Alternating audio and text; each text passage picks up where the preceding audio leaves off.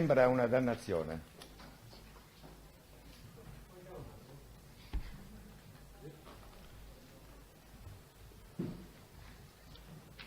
Il diavolo sembra essersi impadronito di questo processo, come di questa tragica vicenda che ne costituisce l'oggetto, con la quale noi siamo chiamati di nuovo a confrontarci, dopo che la Corte di Cassazione, come voi avete sentito nella relazione del giudice al latere, ha annullato la sentenza di appello per le ragioni che esamineremo di qui a poco, per cui dobbiamo ricominciare a 5 anni di distanza, anzi a 5 anni e mezzo di distanza da quel fatidico 9 maggio del 1997, in cui un colpo di pistola sparato all'interno dell'Università La Sapienza di Roma stroncò la giovane vita della studentessa Marta Russo. Questo è il fatto.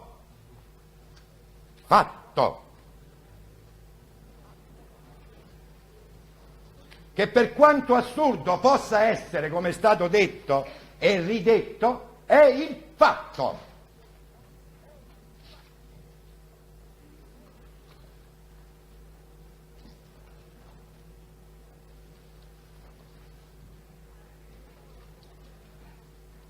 Il diavolo si era già impadronito della mano di Giovanni Scattò, facendogli impugnare quella pistola, tendendo il braccio verso l'esterno di una finestra dell'aula assistente dell'Istituto di Filosofia del Diritto, incitandolo, è proprio il caso di dirlo, diabolicamente a premere il grilletto e indirizzando il colpo verso un vialetto normalmente frequentato da molte persone, studenti, professori, assistenti e così via. E così sfidandolo ad accettare il rischio di colpire qualcuno dei passanti. Voi oggi avete respinto una richiesta della difesa che voleva vi voleva portare sul luogo dove si è verificato questo fatto. Noi non ci siamo opposti, perché avremmo voluto che anche voi vi foste affacciati a quella finestra e aveste guardato cosa succedeva in quel luogo, in quel vialetto, come si dice nelle 2 sentenze che hanno preceduto a quella che voi dovete mettere in questo processo, per vedere cosa succede e cosa succedeva all'epoca, perché non c'è un mutamento di passaggio, non è stata chiusa quella strada. Dopo il fatto non è stato inibito il passaggio ad alcuno, quello che succedeva prima succede oggi e quello che succedeva prima lo si sapeva.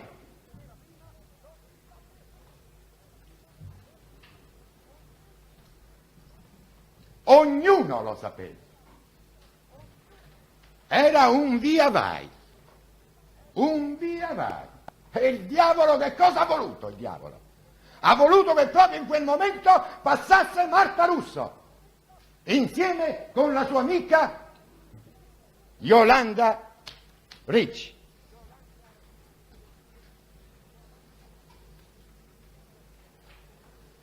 E il diavolo che cosa ha ancora voluto? Il diavolo ha guidato questo proiettile, questo colpo sparato nel modo in cui vedremo, l'ha guidato proprio in direzione della testa di Marta Russo.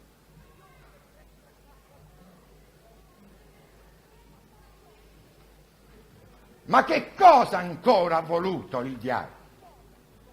Ha voluto che questo unico colpo, sparato in quel modo assurdo, fosse un colpo mortale.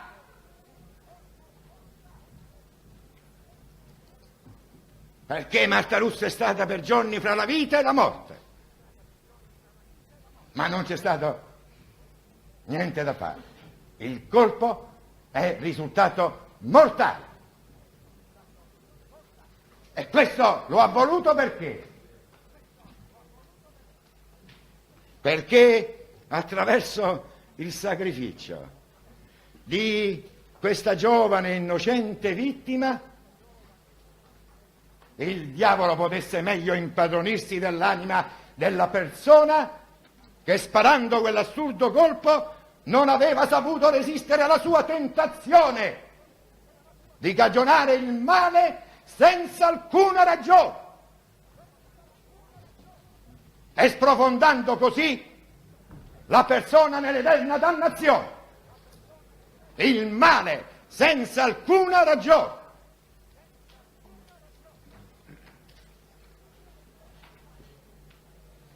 È il massimo che possa desiderare un diavolo, che vuole la dannazione dell'uomo che commette il male.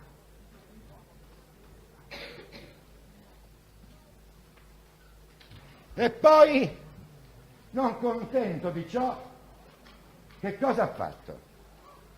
Per raggiungere questo fine perverso, ha creato intorno a questo fatto un clima di omertà inspiegabile o comunque inusitato in un ambiente, o meglio per un ambiente come quello dell'Istituto di Filosofia del Diritto, che è deputato a promuovere la cultura del diritto e della legalità insieme alla cultura della verità e della giustizia.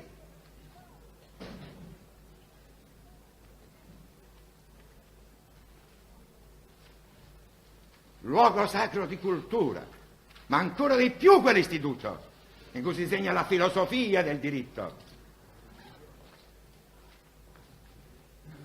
Diritto.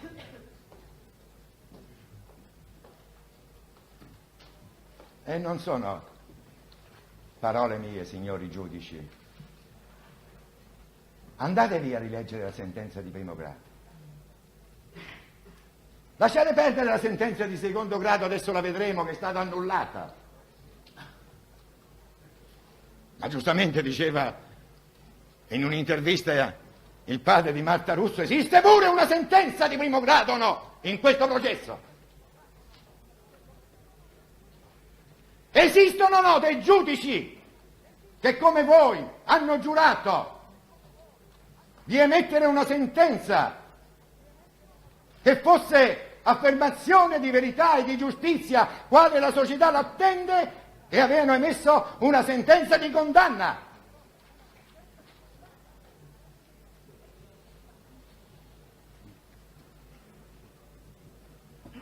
Poi naturalmente questa sentenza è stata impugnata dalle parti.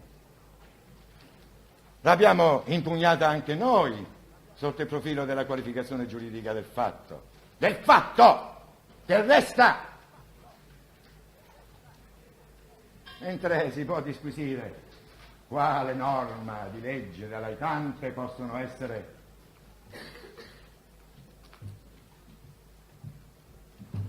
utilizzate per dare una configurazione legale a questo fatto. Ebbene, vi dicevo, andate a rileggere quella sentenza e vi troverete parole di fuoco sui vari tentativi di depistaggio delle indagini emersi nelle varie intercettazioni telefoniche, quindi nei cosiddetti atti a sorpresa, quando uno parla liberamente, senza sospettare minimamente di essere ascoltato da qualcuno, e molto spesso dice la verità, a meno che non sappia che è intercettato, perché poi anche questo aspetto dovremo esaminare nel corso della nostra discussione. Ebbene, io vi indico le pagine di questa sentenza che voi dovete andarvi a rileggere, perché voi dovete leggervi quella sentenza, innanzitutto, per decidere. A pagina 940, da pagina 940 a pagina 952, che io sintetizzo così: intercettazioni telefoniche in cui si parlava di minare i mezzi di prova, virgolette, minare i mezzi di prova, di costituire addirittura un seminario, virgolette, inquinante, di, virgolette, sparare a zero contro gli inquirenti, considerati come dei nemici, strumentalizzando la stampa. In un istituto di filosofia del diritto si considerano gli inquirenti che fanno le indagini, che tendono all'accertamento dei fatti e alla ricerca della verità, come nemici, nemici della verità, nemici della giustizia.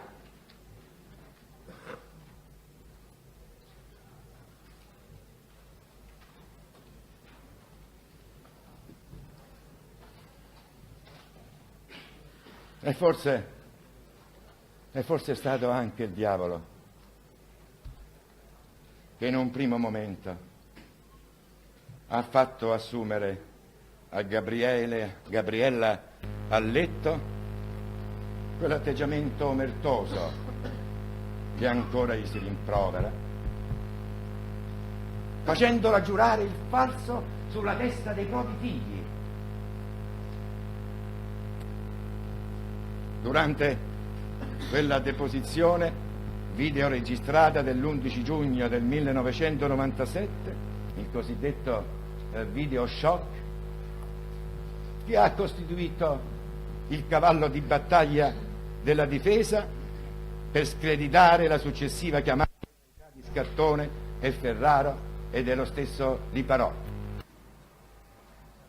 Non è stato acquisito agli atti, ma se ne parla perché la realtà è più potente di qualsiasi forma legale, qualsiasi norma che impedisce alla realtà di entrare in un processo. Noi non ci scandalizziamo,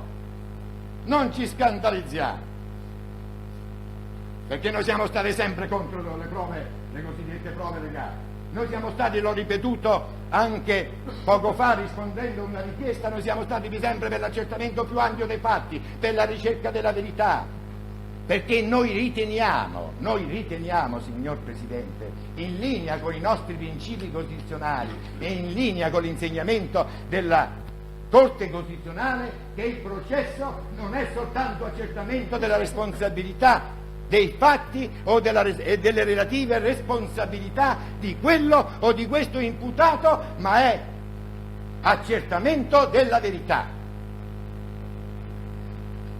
Il fine ineludibile del processo penale, dice la Corte Costituzionale in una sentenza, è l'accertamento della verità.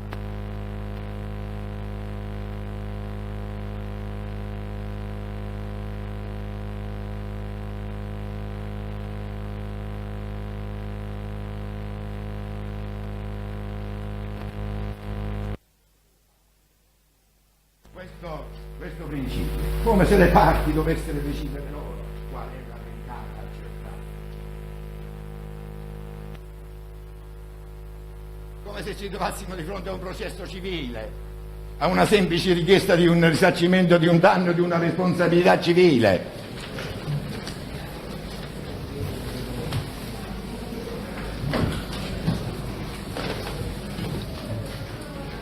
Dicevo il cavallo di battaglia, che purtroppo non è stato usato soltanto da difesa nell'alveo naturale del processo, ma è stato usato anche fuori. Questo misero cavallo di Troia, come adesso emerge dalla sentenza della Corte di Cassazione, un misero cavallo di Troia.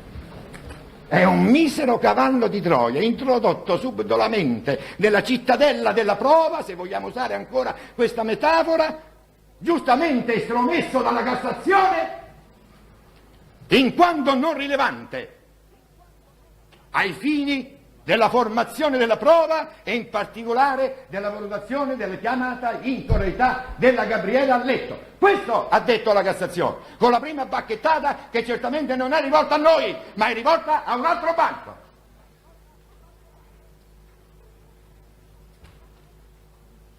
A un altro banco.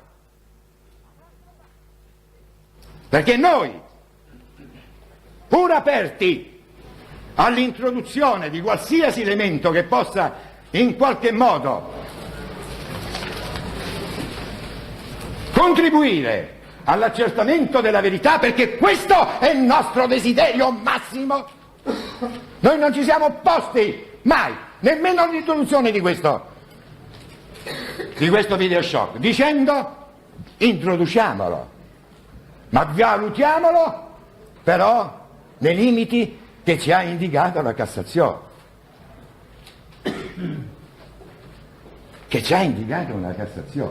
Ma insomma abbiamo voluto il processo di rito accusatorio, abbiamo avuto il processo in cui la formazione della prova avviene nel dibattimento, che è il punto cruciale della formazione ed avrebbe dovuto essere l'unico punto di formazione della prova. Ma sì. E che cosa è successo in questo processo? E poi lo vedremo, lo esamineremo attentamente, ma adesso lo introduciamo nella premessa, in questa breve introduzione, che l'Alletto si è presentato, come si poteva presentare oggi davanti a voi se avessero fatto richiesta. Si è presentata davanti a dei giudici della Corte d'Assise e ha reso le sue dichiarazioni accusatorie. Nel contraddittorio delle parti è stata bombardata attraverso la cosiddetta cross examination, l'esame incrociato delle domande dell'accusa, della difesa, del civile, e che cosa ne è uscito? Ne è uscito un macigno granitico di accusa nei confronti degli imputati Scattone e Ferrari, i quali, quando si sono seduti davanti a lei per il confronto, si sono sentiti dire: ma perché non confessi? Sei stato tu! Vuoi dire a me, adesso lo leggeremo il confronto, ma perché non confessi? Tanto è vero che io mi ricordo che nella precedente requisitoria avevo iniziato con la frase: ma quando confesseranno? Quanto confesseranno? Frase che l'Alletto andava disperatamente ripetendo all'interno dell'università. Quanto confesseranno? E mi toglieranno addosso questa croce del test di accusa, del test della corona, come è stato detto. Io che sono una povera impiegata che ha avuto la disavventura di trovarmi a quell'ora, in quel momento, perché il diavolo così ha voluto, in quell'aula assistenti. E ho avuto la disavventura, come potrebbe capitare a ciascuno di voi, di assistere a un delitto, di assistere a una rapina in banca, di assistere a uno scippo per strada, di assistere, e non posso essere massacrata soltanto perché all'inizio, da piccola borghese quale sono, e se noi sappiamo le cose come vanno, ho cercato di voltare la testa dall'altra parte, per non vedere, per non essere chiamata dalla polizia, per non essere chiamata dai carabinieri, perché devo pensare alla mia famiglia, devo pensare alle mie cose. E allora dico che ho votato, prima dico che non c'ero, poi se qualcuno mi impone attraverso gli accertamenti e mi riscontra che io invece c'ero in quel momento, su quel marciapiede, in quella banca, in quel luogo, e allora dice: vabbè, ma poi non ho visto niente, anzi forse c'ero e non ricordo però di aver visto, come ha fatto Liparota. altro. Teste della corona, e poi vedremo, quando esamineremo la sentenza della Cassazione invece, che cosa bisogna dire sulle parole. Perché poi ci confronteremo, signor Presidente, con una questione formale che ha il suo peso in un processo penale, ma che non dovrebbe, professor Siragusa, avere più tanto peso, soprattutto dopo che sono stati introdotti i principi del giusto processo nell'articolo 111 della Costituzione. Che presuppongono realtà, ma che non presuppongono più questa distinzione formale tra le persone che fanno dichiarazioni accusatorie, chiamate in realtà soprattutto. Perché questo è evidente dall'articolo 111. Ormai basta! Abbiamo introdotto il processo accusatorio, abbiamo introdotto anche le modifiche, abbiamo introdotto la riforma del 111. Nel processo accusatorio non ci sono differenze. Sapete perché non ci sono differenze? Perché l'imputato ha diritto al silenzio, giusto? Perché la legge gli dice: tu non puoi fare accuse contro di te.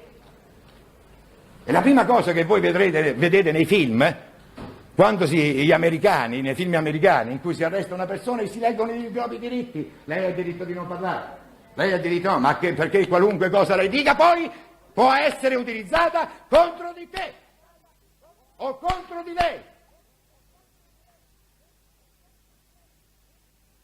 E quando c'è il processo e l'imputato siede accanto al suo difensore, sta in silenzio ad ascoltare le accuse che gli vengono rivolte. Se cambia la sua strategia e vuole intervenire nella formazione della prova che in quel momento si sta realizzando nel processo, nel dibattimento, chiede di essere sentito, ma di essere sentito per far sentire la sua voce, ma ponendosi sullo stesso piano del testimone che lo accusa. Perché deve addirittura giurare di dire la verità. E qualsiasi cosa egli dica può essere utilizzato come elemento di prova nei suoi confronti. E allora questa è la linearità di un disegno legislativo, di un sistema che ci proviene dagli ordinamenti anglosassoni. E allora man mano, adesso noi abbiamo resistenza a introdurre tutto ciò, sappiamo tutta la polemica che si è fatta sul 513, sul diritto al silenzio, sull'area operativa di questo diritto al silenzio, che si è cercato sempre di più di diminuire, ma non si è ancora riusciti a farlo del tutto. Ma già con il processo, con la riforma del giusto processo, siamo sulla buona strada. Perché sostanzialmente che cosa ci dice quest'articolo 111? Ci dice che le accuse che ha fatto devono essere verificate nel dibattimento, ma qualunque parte lo abbia fatto, nel contraddittorio delle parti, davanti a un giudice terzo e imparziale, parti che devono agire in parità fra di loro. Questo è il meccanismo del giusto processo. E allora, questo che significa? Che significa che tutto ciò che si è detto prima non ha, come dice la Cassazione, una rilevanza. Non ha una rilevanza. E noi ecco perché stiamo adesso anticipando quello che diremo sull'alletto, introducendola in questo clima di omertà di cui stiamo parlando. Perché lo dico? adesso, non per trovare una giustificazione all'alletto, perché il clima di omertà era generalizzato. E lei si inserisce in questo clima pesante di omertà, forse opera di questa coda del diavolo, perché altrimenti sarebbe inspiegabile e sarebbe veramente fuori da ogni buonsenso e da ogni logica. Ecco perché la Cassazione parla di chiamata in realtà estremamente sofferta. Estremamente sofferta. È stato ricordato anche nella relazione del giudice all'atto. Perché si inserisce in questo clima. E si inserisce poi nella personalità della persona, nel suo modo di vivere, nel suo modo di essere.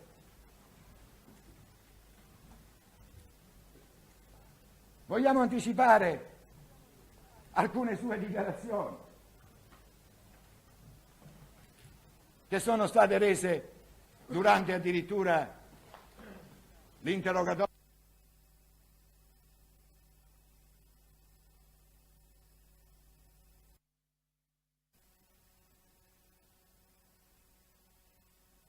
Usa spesso questa parola. E poi, tanto per stare a questo clima di omertà di cui stiamo parlando, ma perché proprio io? Ma perché soltanto io? Perché?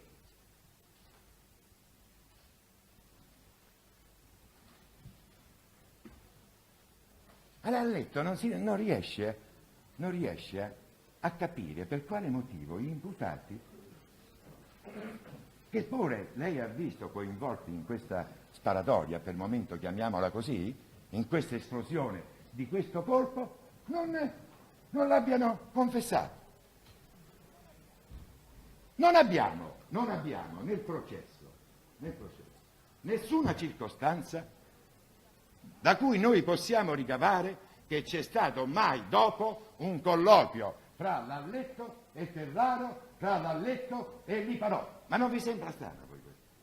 Naturalmente loro lo utilizzeranno nell'altra versione. Ma quando Lalletto dice in un confronto che ho qui, perché Ferraro nel confronto è abbastanza abile nel porre questa questione.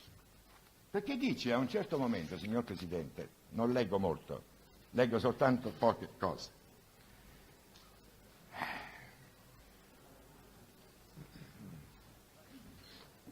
La introduco adesso che stiamo parlando del clima di omertà, volevo parlarne dopo. Dice Ferraro, senta signor Lalletto, nel confronto, stanno uno di rimpetto all'altro. Senta Ferraro, senta signora Gabriella, io ho sentito, sia qui in dibattimento, sia nei verbali che ha reso in passato,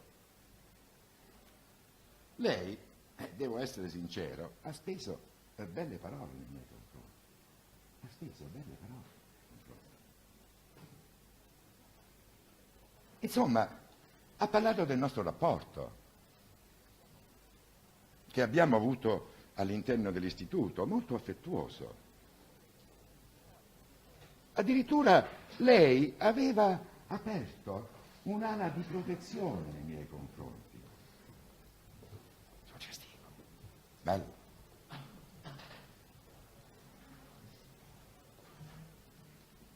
È vero, risponde Lalletto. È vero. E perché, insomma, mi vedeva, dice Ferraro, e Lalletto aggiunge lei. Sì, perché lei era disponibile. Guarda, gli dà anche la parola. Perché, insomma, perché lei era disponibile. Nei miei confronti di tutti, nei confronti degli assistenti. Sì, dice Ferraro, ma anche un po' più, ha detto, mi pare, vulnerabile. in considerazione del fatto che stavo fuori casa, abitavo da solo, mi pare quindi insomma effettivamente che c'era un bel rapporto, quindi ero una persona che stava qui a Roma da solo, fuori casa, non sono di Roma, vengo dalla Calabria. Sì, diceva Letto, sì, certo, e chi meglio di lei lo sa. Allora, dice Ferrara, sentite, quello che mi chiedo, signora, che mi sorprende, e lei ha visto questa scena, signora? Sì, l'ho vista. Perché non mi ha mai fatto un riferimento? E la signora giustamente dice, perché non me l'ha fatto mai lei un riferimento? Perché non me l'ha mai fatto lei un riferimento?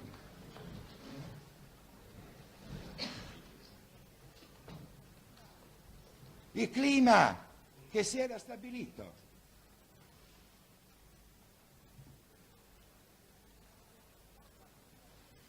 Porta a questa incomunicabilità. E noi poi lo vedremo, perché porta anche questa incomunicabilità. Perché poi l'unico, almeno secondo il nostro di vista e la tesi accusatoria, l'unico con cui poi Ferraro ha contatto è Liparota. È Liparota che viene minacciato. Subito dopo che è uscito dalla porta. Ma visto che siamo nel confronto, rileggetevelo. È il confronto del 7 ottobre del 1998. È la trascrizione a pagina 23 e 31. È il confronto con Ferrara.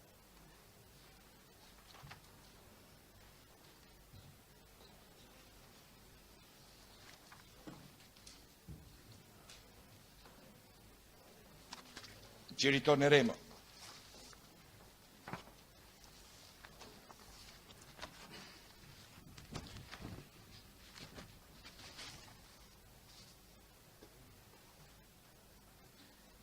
E allora già qui abbiamo, in questo clima di omertà e in questo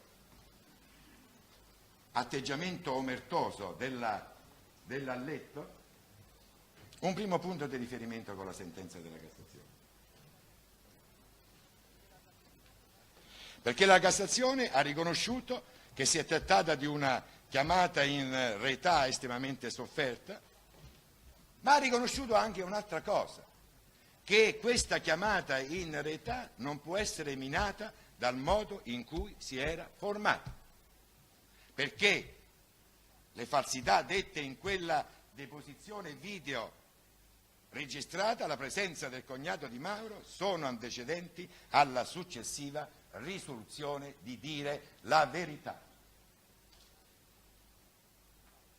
Questo è il primo passo della Cassazione, che ha annullato la sentenza che noi vogliamo esaminare e confrontare di pari passo poi con le dichiarazioni rese dalle persone di cui si parla in questa sentenza. Si parla di risoluzione di dire la verità. E allora leggiamolo, lo vogliamo anticipare. Che cosa dice la Cassazione su questo punto? Perché vogliamo mettere subito nella nostra esposizione un paletto, subito, un paletto significativo su un punto cruciale del processo, di fondamentale importanza nella formazione della prova.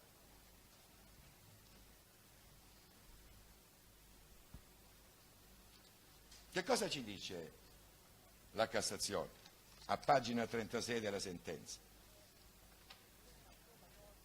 Il tema probatorio doveva essere concentrato non sul modo in cui le due chiamate in realtà si erano formate, e quindi già queste osservazioni valgono anche poi per la dichiarazione di Liparota di cui vedremo di qui a poco, perché nessuna concreta rilevanza può e deve essere attribuita a talune presunte falsità della donna in ordine al momento in cui la stessa sarebbe uscita dalla sala fax, quello che si è scatenato durante il processo di primo grado. Su questa circostanza che la Cassazione ha ritenuto irrilevante. Insieme con la Lipari e né alla mancata acquisizione dell'incontro videoregistrato dell'11 giugno 1997. Si tratta di circostanze che attengono al periodo immediatamente precedente alla risoluzione del 14 giugno 1997 e come tali sono del tutto estranei alla genesi delle dichiarazioni accusatorie della donna. Questo lo dice la Cassazione. Io ho assistito a delle requisitorie, delle arrinche nel corso dell'altro processo in cui si è parlato a dismisura di genesi delle dichiarazioni dell'alletto e della dichiarazione degli altri di Leparota e degli altri testimoni, soprattutto della Lipari, soprattutto anche e poi dello Zaia. Ma questi sono... Dobbiamo seguire l'insegnamento della Suprema Corte di Cassazione, dobbiamo seguirlo in questo processo, perché è inutile ricordarvi che siamo in un processo di rinvio. Poi naturalmente voi siete liberi di valutare, ma questo intanto è un punto fermo, un punto cruciale, un punto che ha importanza sia nei confronti dell'alletto, sia nei confronti di Liparota, ma sia nei confronti di tutte le altre testimonianze che sono state acquisite nel processo. Signor Presidente, per ripetere l'intuizione di Siracusano, sia dei testimoni sia di coloro che non sono testimoni e che hanno assunto formalmente la veste di coimputati o di indagati o di imputati di un reato connesso.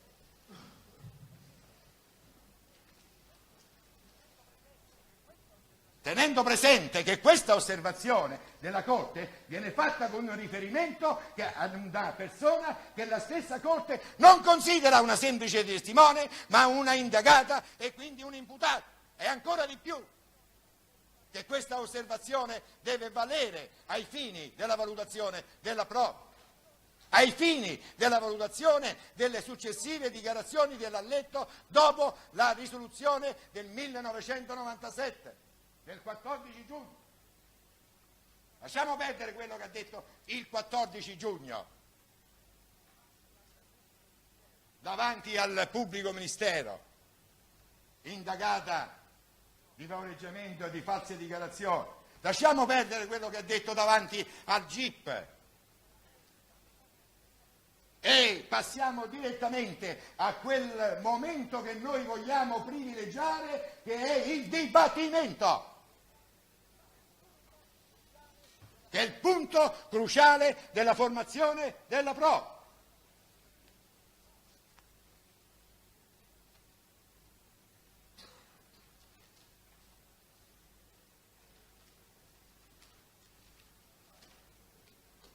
Dicevamo, sono del tutto estranei alla genesi delle dichiarazioni accusatorie della donna, che in rotta decisa e convinta, guarda, queste parole pesano, queste parole della Cassazione pesano.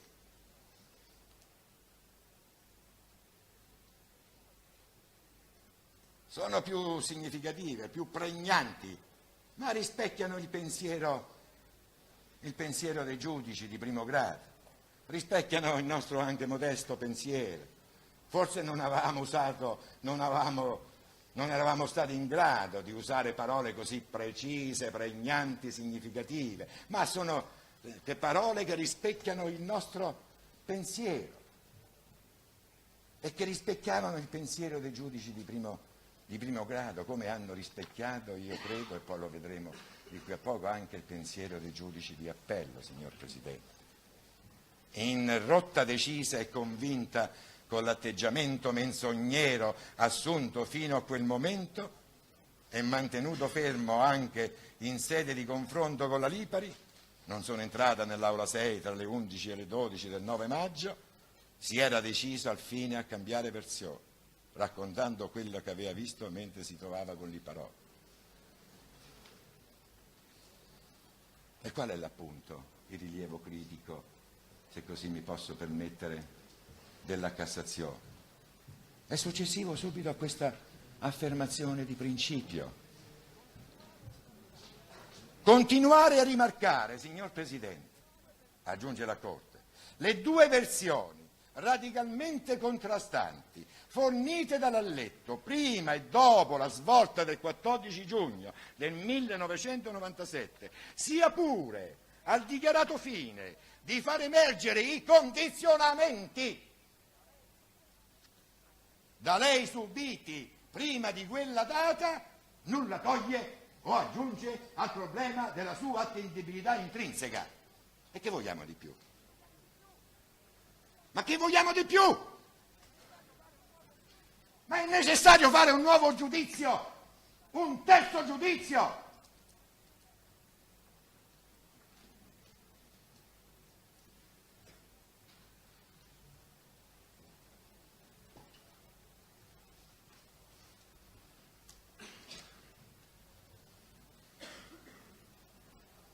Ancora?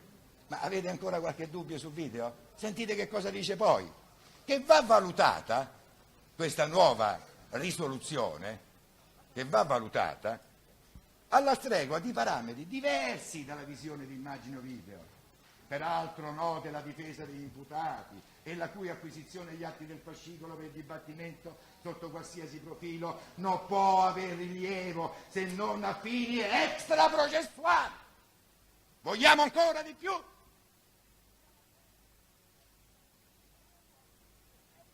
Rilievo a fini extraprocessuali.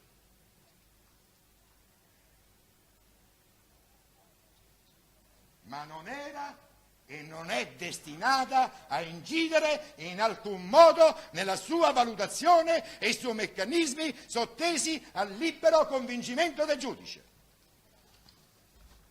Questa è una frase, anzi sono frasi che voi dovete tenere scolpita nella vostra mente e nel vostro animo quando vi ritirerete in Camera di Consiglio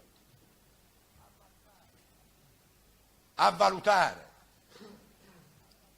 l'attendibilità di Gabriele Alletto o comunque a valutare l'attendibilità di qualsiasi altra persona che in questo processo ha rilasciato dichiarazioni processualmente rilevanti.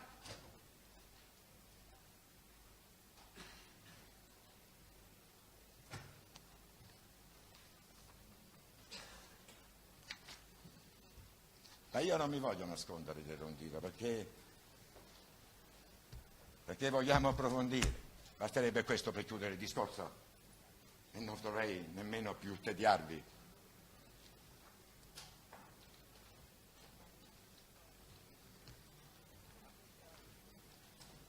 Ma questo mi è servito per sgombrare il campo da un falso problema. Da un falso problema. Che ripeto, era stato risolto già dai giudici di primo grado e anche dai giudici di appello nella motivazione delle rispettive sentenze, mentre la difesa ha continuato a prospettarlo nei motivi di ricorso in Cassazione, li abbiamo letti, agitando ancora lo spettro del video shock. Ma sono stati respinti questi motivi. Perché? Poi, signor Presidente, dobbiamo ricordare soprattutto ai giudici popolari, attenzione, voi avete letto la sentenza della Cassazione? Immagino di sì. La sentenza della Cassazione inizia con questa frase: i ricorsi di Scattone e Ferrara sono fondati nella parte in cui denunciano un'erronea valutazione della prova specifica. Un'erronea valutazione della prova, sia pure in ottica diversa da quella prospettata dai loro difensori. La violazione dell'articolo 192 non è stata denunciata da nessuno. Io ho riletto quei motivi. Il terzo comma dell'articolo 192, lo avete letto voi? Non è stato denunciato. Questa è una decisione autonoma della Cassazione.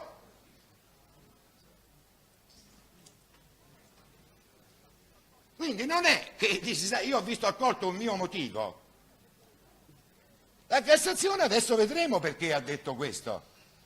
Perché è regolatrice del diritto. E quindi se una regola, si dice, una regola di giudizio fissata dall'articolo 192, terzo comma, non è denunciata da nessuno, io posso intervenire per farla valere dicendo che è stata violata e quindi annullare la sentenza. È così? Ho capito bene, professore? Non lo so, io ho capito, e questo è il problema. E questo è il problema anche serio di questo nuovo processo. Di questo nuovo processo. Comunque, questo è il punto. Quindi, se questo è il punto, noi ora dobbiamo vedere che cosa ci ha detto la Cassazione, perché noi la vogliamo seguire. Vogliamo seguire passo passo la Cassazione. E allora la Cassazione ci comincia a ricordare una cosa che sapevamo tutti, e che però è estremamente importante, signori giudici popolari. Lei me lo deve permettere, signor Presidente, lo faccio soltanto per i giudici popolari. La Cassazione ricorda a tutti e anche a se stessa che la verifica e l'interpretazione delle dichiarazioni processuali rilevanti, da qualunque parte provengano, costituiscono indagini di merito che sfugge al sindacato di illegittimità, salvo l'eventuale vizio di motivazione originato dal superamento del limite intrinseco posto alla libertà di convincimento del giudice, che nel caso in esame però non è dato rilevare. Nessun vizio di motivazione sotto questo profilo, perché nel caso in esame non è stato rilevato. Così dice. Vabbè, poi voi la interpretate come, perché è chiaro che adesso ci confronteremo anche sull'interpretazione della sentenza della Cassazione. Quindi la Cassazione, dopo aver ricordato questo, ha ritenuto che la Corte di Assise di Appello di Roma, nell'articolazione della motivazione e nell'apprezzamento delle singole dichiarazioni concernenti la cosiddetta prova specifica o rappresentativa, che dir si voglia, ho sentito spesso parlare di prova rappresentativa, sul terreno strettamente metodologico del confronto dei relativi contenuti.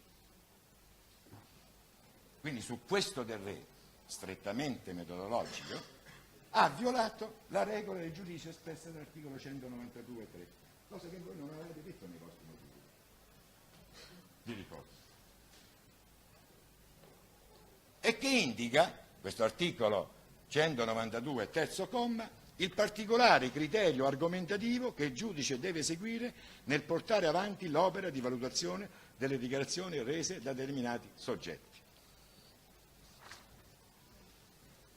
E allora noi già abbiamo introdotto alcuni concetti, li dobbiamo ancora puntualizzare, perché altrimenti voi giudici popolari non capireste e che cosa dovete giudicare in questo giudizio di rinvio.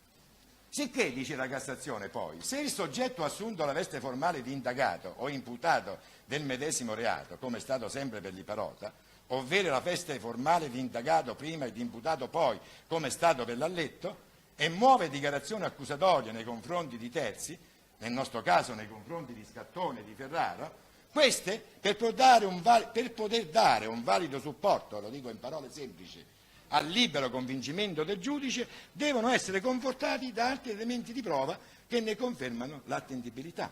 Insomma, si tratta del cosiddetto principio della corroboration, operante appunto negli ordinamenti che abbiamo richiamato di origine anglosassone, in cui vige il sistema accusatorio e che è alla base anche del nostro nuovo codice introdotto con la riforma dell'88. Principio della corroboration che riguarda gli uni e gli altri. E riguarda le dichiarazioni accusatorie di qualsiasi persona. È un principio, e infatti lo voglio aggiungere, è un principio di civiltà giuridica, che trae appunto origine dall'esigenza fortemente avvertita, signor Presidente, di circondare della massima cautela, per rispondere a Siracusano, il ricorso ad una prova di per sé suscettibile di avere le più variegate spiegazioni, al di là dei loro contenuti, anche sotto il profilo motivazionale, come quella proveniente da chi è coinvolto in qualche misura nei fatti per cui si procede.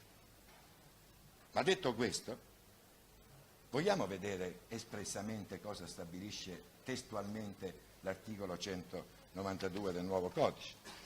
Stabilisce testualmente che le dichiarazioni rese dal coimputato del medesimo reato o da persone imputate in un procedimento connesso sono valutate unitamente agli atti e elementi di prova che ne confermano l'attendibilità. Il termine unitamente, termine pregnante, dice la Cassazione nella sua motivazione, comporta che gli altri elementi di prova devono essere elementi di riscontro estrinseci, che se anche non raggiungono, e questo è importante, rispetto alla chiamata la consistenza di prova autonoma e distinta della consapevolezza del chiamato in correità o in reità, considerati e valutati complessivamente, questo lo dice la Cassazione, considerati e valutati complessivamente, risultino compatibili con la chiamata in reità o in reità e siano rafforzativi di essa. Insomma, se questa è la via che noi dobbiamo seguire, noi dobbiamo soffermarci bene su quel complessivamente, noi dobbiamo soffermarci bene su quel compatibili. Queste sono espressioni che usa la stessa Cassazione. Unitamente, perché il testo deve essere interpretato, il testo di legge dice che queste dichiarazioni fatte tanto per entrare nel nostro caso, dall'Alletto e dall'Iparota, devono essere valutate unitamente agli altri elementi di prova che ne confermano l'attendibilità. Poi la Cassazione dice che questo termine unitamente è un termine pregnante, significa complessivamente, considerati e valutati complessivamente, risultino poi compatibili con la chiamata di correità o in reità e siano rafforzativi di essa. Perché dice attenzione, perché l'elemento di riscontro, vorrei farlo capire ai giudici popolari, l'elemento di riscontro, l'elemento di prova di riscontro non deve essere un elemento di prova autonomo in sé, perché altrimenti, dice la Cassazione, voi avete letto la sentenza, sarebbe inutile la testimonianza del chiamante, la usa così, usa questa espressione nella motivazione. La testimonianza del chiamante, se già io ho altri elementi di prova autonomi che riescono a farmi condannare questa persona, è inutile che uso le dichiarazioni del chiamante in correità, non è inutile che uso la testimonianza, tra virgolette, del chiamante. E allora qual è la natura di questi altri elementi di prova? Perché poi la legge usa elementi di prova, non dice altri indizi, perché il secondo comma parla di indizi, parla di altri elementi di prova. Per cui si è argomentato da parte della dottrina, della giurisprudenza, che le dichiarazioni che provengono da un coimputato e da un imputato di reato connesso sono elementi di prova, sono prova, non è un indizio. Prova, non per niente noi ci siamo sgolati nello scorso processo a dire non parliamo, e lo ha detto finalmente la Cassazione, adesso ce l'ha confermato, non parliamo di processo indiziario, per carità, cioè per favore, non parliamo di processo indiziario, perché qui siamo di fronte al processo di prove, poi queste prove vanno valutate. E le prove non sono soltanto le prove testimoniali della Lipari, la prova testimoniale dello Zai, la prova testimoniale di tutti quei giovani che hanno assistito al ferimento di Marta Russo, di cui poi parleremo. Ma prova è anche la dichiarazione dell'Alletto, prova è anche la dichiarazione di Parolo, anche se questa prova deve essere valutata unitamente ad altra prova, che però, attenzione, perché qui sta il problema, ci avverte la Cassazione, non deve essere una prova autonoma di per sé sufficiente a indicare la responsabilità di quella persona o di quell'altra persona, ma deve essere valutata complessivamente con l'altra in modo da far rafforzare semplicemente l'attendibilità di quella chiamata incorrettà. Anzi, si spinge anche oltre la Cassazione, e non capisco poi cosa è successo.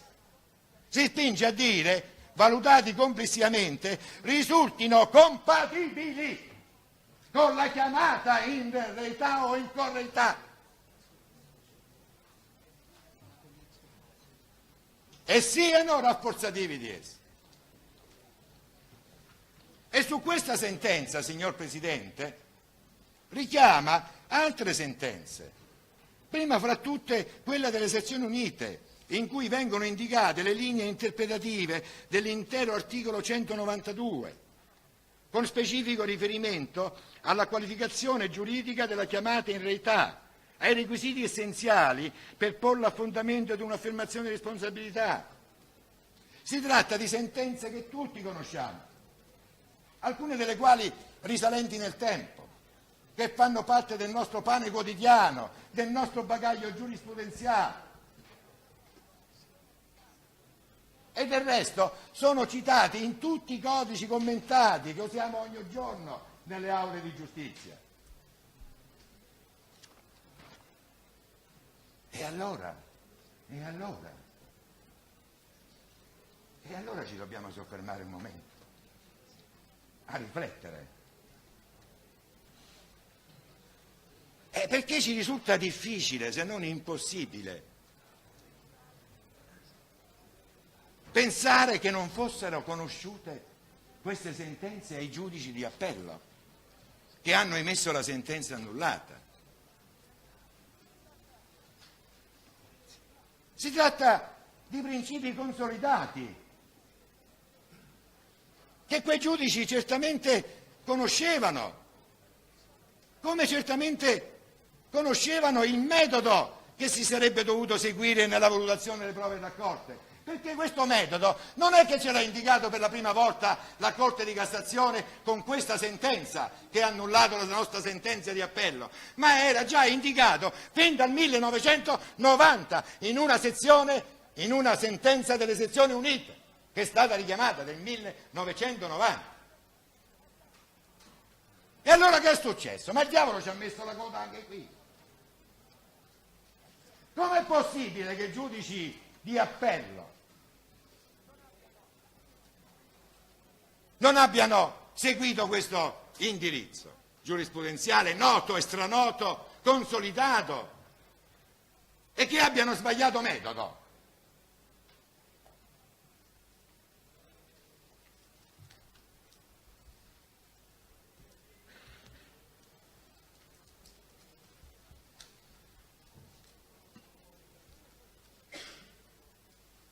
Com'è possibile, mi chiedevo io nei miei appunti, le voglio spiegare anche a voi, che le varie prove specifiche, in particolare la testimonianza di Maria Chiara Lipari, le dichiarazioni accusatorie di Gabriele Alletto, quelle auto ed etero accusatorie di Francesco Liparota, la testimonianza di Rosangela Villella, alla quale peraltro la Corte di Assisi d'Appello, dopo aver sviscerato tutta la problematica intorno alla sua utilizzabilità, non ha dato alcuna efficacia probatoria. La testimonianza di Giuliana Orzai. Com'è possibile che siano state, fra virgolette, lette e analizzate, secondo la censura che la Cassazione muove la sentenza annullata, come pure semplificazioni? Come pure semplificazioni e conferme di una proposta di ricostruzione dell'evento delittuoso verificatosi, senza specificare la diversa valenza dimostrativa sottostante alle singole esperienze probatorie derivante dalla particolare veste processuale assunta. Ma che forse non si sapeva quale fosse la veste formale dell'Alletto? e Liparota quando hanno rilasciato dichiarazioni accusatorie nei confronti di Scarpone e Ferrari. Signor Presidente, voi non c'eravate. Nel processo di appello è stata riaperta l'istruttoria dibattimentale, non soltanto per fare quelle perizie che adesso noi esamineremo e che la Corte di Cassazione ha ritenuto ultronee, ma per risentire l'alletto, per risentire poi insieme l'alletto di alcuni ufficiali di polizia su una circostanza che aveva costituito oggetto sulla circostanza del quarto uovo. La Corte, purtroppo, almeno adesso a pensarci col senno di poi, ha accolto quella mia originaria richiesta fin dall'inizio del dibattimento per sentire l'alletto sulla semplice circostanza, limitata alla semplice circostanza relativa alla presenza o meno di questa quarta persona, avvertendo le parti come una sorta di mattina dice guai a voi se fate dichiarazioni che vanno al di là di questa circostanza.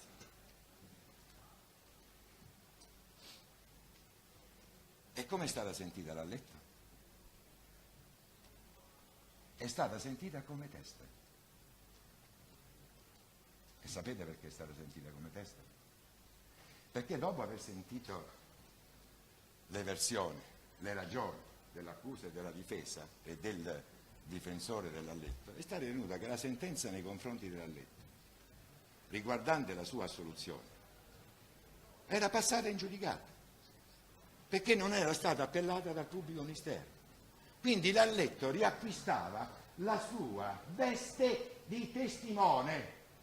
Però, e qui il problema perché il diavolo ci mette sempre la coda, lei ha acquistato la veste testimone e ha rilasciato dichiarazione da testimone soltanto su questa circostanza. Ma non è questo il problema. Ma attraverso le varie eccezioni che sono state proposte e attraverso anche la ordinanza della Corte, il problema della veste giuridica formale dell'alletto era come conosciuta dalla Corte e dai giudici popolari anche, perché si sono ritirati in Camera di Consiglio, perché sono andati a esaminare che l'alletto, che prima era indagata di reato connesso, poi imputata di reato connesso, è stata assolta e quindi dovevano decidere se la dovevano sentire ancora, come avevano fatto i giudici di primo grado, come imputata di reato connesso oppure come testimone. La problematica era conosciuta. Ma allora che cosa non ha funzionato in questa motivazione della sentenza? Tanto da farmi spingere a dire che forse ci ha messo il diavolo, ci ha messo la coda. Cosa non ha funzionato?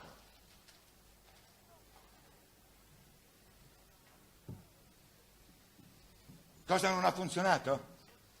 Lo dice la Cassazione. Lo dice.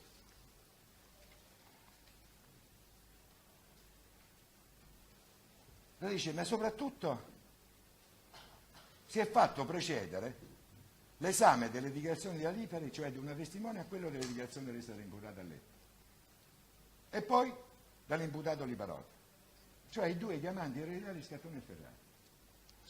Cioè voi giudici di appello avete sbagliato, come hanno sbagliato i giudici di primo grado, perché seguendo un criterio cronologico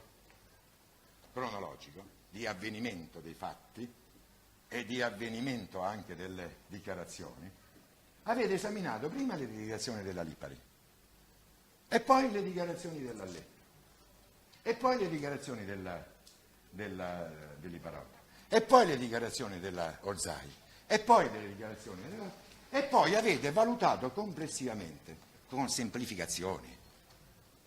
Io ho letto 500 pagine di sentenza, quante pagine sono? avete valutato complessivamente e lì avete sbagliato, perché voi dovete invertire l'ordine dei fattori.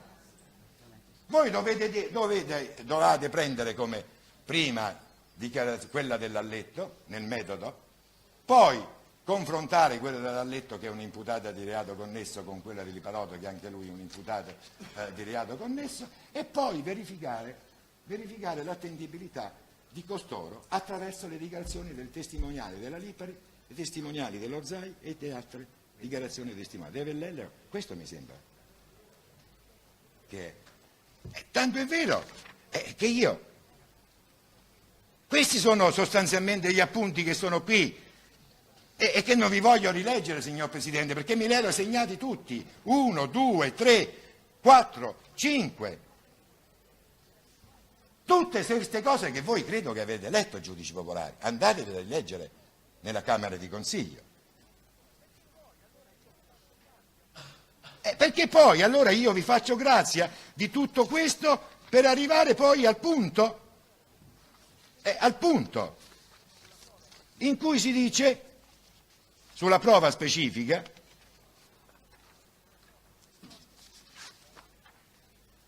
che ciò che si imputa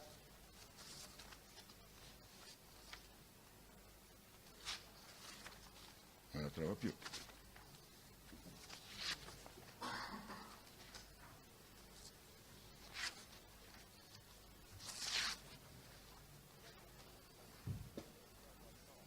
Ciò che si imputa sostanzialmente, me lo ricordo a memoria, alla Corte d'Assise di Appello, di aver prima esaminato le dichiarazioni della Lipari e poi quella dell'Alletto, che bisogna invertire le parti.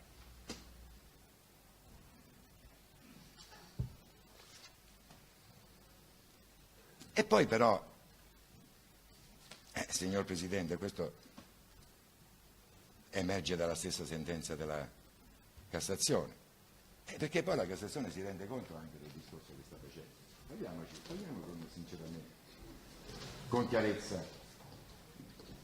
Si rende conto e più volte ci avverte, dice, sa, qui non è questione soltanto formalistica, è pacifico che non si vuole fare non è un problema puramente linguistico, non è un problema solamente formale e così via. Allora, noi diciamo, se non è un problema soltanto linguistico e se non è soltanto formale, peccato che ci sia stato questo annullamento. Invertiamo l'ordine e valutiamo le cose secondo l'ordine metodologico indicato dalla Corte. Per noi il problema non cambia. Il problema non cambia come non cambiava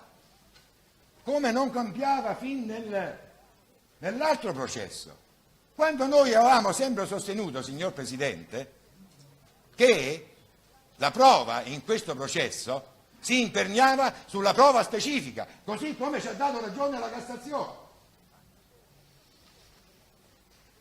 Tanto è vero, signor Presidente, che la riapertura dell'istruttoria per quanto riguarda le perizie non è stata certamente richiesta da noi. È stata autonomamente una decisione della Corte di Appello. Quindi noi non abbiamo nessun problema, signor Presidente, a rivalutare le dichiarazioni accusatorie dell'Alletto, le dichiarazioni accusatorie dell'Iparota, sotto il profilo che ci ha indicato la Cassazione.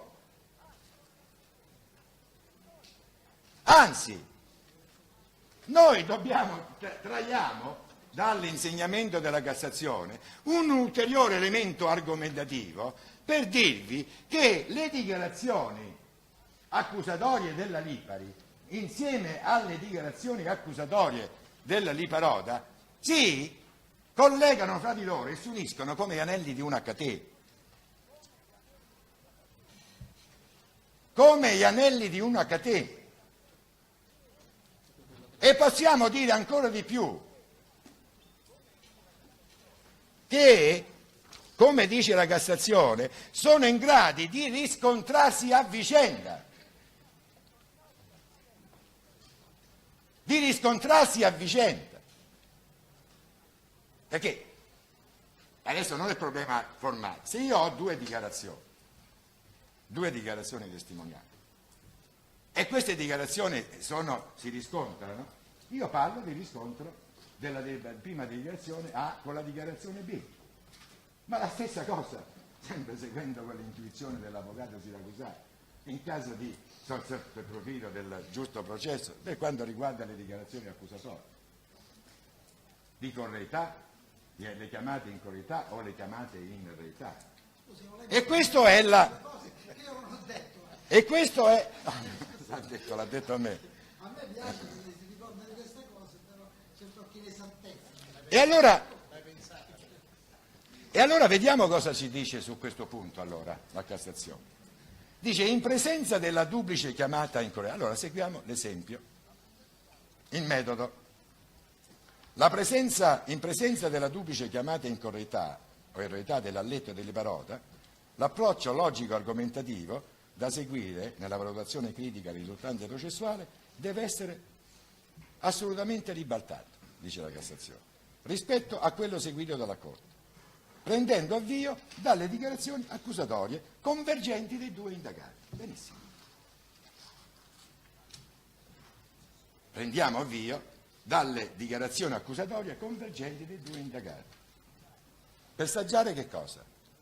Per saggiare se tali dichiarazioni, oltretutto provenienti da soggetti diversi, no? E noi abbiamo, c'è la giurisprudenza che i soggetti devono essere diversi, adesso, oltretutto provenienti da soggetti diversi, dopo l'ormai consueta successione di operazioni logiche tendenti a verificare giudizialmente la loro attendibilità, sia intrinseca che estrinseca, siano in grado di riscontrarsi a vicenda, essendo acclarata la loro indipendenza da suggestioni o condizionamenti che possono in qualche modo inficiare il valore sostanziale della loro circostanza sul nucleo centrale e significativo della questione fattuale da decidere, e siano quindi sufficientemente individualizzanti con riferimento specifico agli imputati, al fatto delittuoso loro attribuito, tenendo conto in particolare che ognuno dei due dichiaranti, l'iparota, dopo la chiamata in correità di Scattoni e Ferraro, affidata prima a un foglio di carta e poi ribadito davanti a GIP, ha scelto la via della ritrattazione, facendo seguire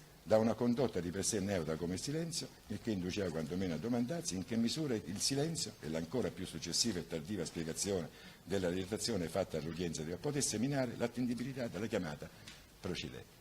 Allora dobbiamo confrontarci con questo. Dobbiamo confrontarci con questo. Ma non si erano già confrontati i giudici con questo? No, non si erano confrontati. Quelle 1000, in quelle pagine della sentenza, non si erano confrontati con questi problemi. Cioè questi non sapevano che l'Iparota aveva prima detto una cosa e poi l'aveva ritrattata. Non sapevano che l'Alletto, quando è stata sentita come testimone ha detto sempre che in quell'aula lei non c'era stata, che ha giurato e spergiurato sulla testa dei figli che in quella stanza. Non sapevano che poi c'era stata la famosa risoluzione, fra virgolette, del 1997. Non lo sapevano che l'Iparota, dopo che era uscito dal carcere, si era presentato davanti al pubblico ministero e aveva ritrattato dichiarazioni fatte 24 ore prima.